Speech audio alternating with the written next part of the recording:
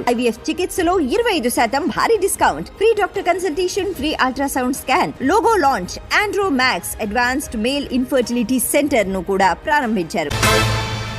చేతుల పలక ఫోన్ ఉన్నది, పనేం లేకుండా రికాం ఉన్నది అని ఏది పడితే అది ఎట్లా పడితే అట్లా రాసి ఇంటర్నెట్లో పెడితే గాలిగొయ్యే కంపను నెత్తికి తగిలించుకున్నట్టు అవుతుంది. ఈ నడుమ అట్లా లేనిపోని రాతలు రాసే షిక్కులలో పడ్డరు చాలా మంది. అయినా సరే ఇప్పటికీ చాలా మంది గట్లే చేస్తుర్రు. ఆఖరికి తెలియకల్లోళ్ళు బాగా చదువుకున్నోళ్ళు కూడా ఇంటర్నెట్లో అవ్వోటి ఇవ్వోటి కామెంట్లు పెట్టి ఆగమవుతుర్రు.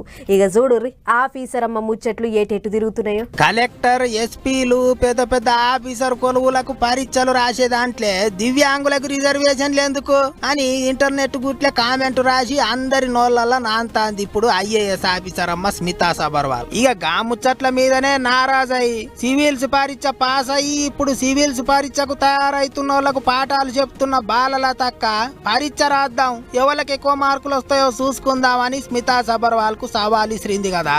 ఇక గా సవాల్ ను స్వీకరించింది ఆఫీసర్ అమ్మ.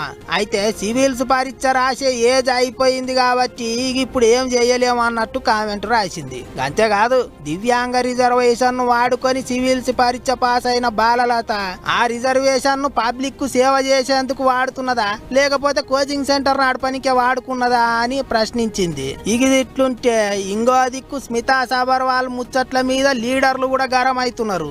ఆఫీసర్ పోస్టులో ఉండి దివ్యాంగుల మీద గట్ల మాట్లాడతారా, తప్పు కదా అని మంత్రి సీతక్క కోపానికి వచ్చిందట. సీఎం సార్కు ముచ్చట తెలిసే ఉంటది, తెలియకపోతే తానే చెప్తా అన్నట్టు మాట్లాడిందట.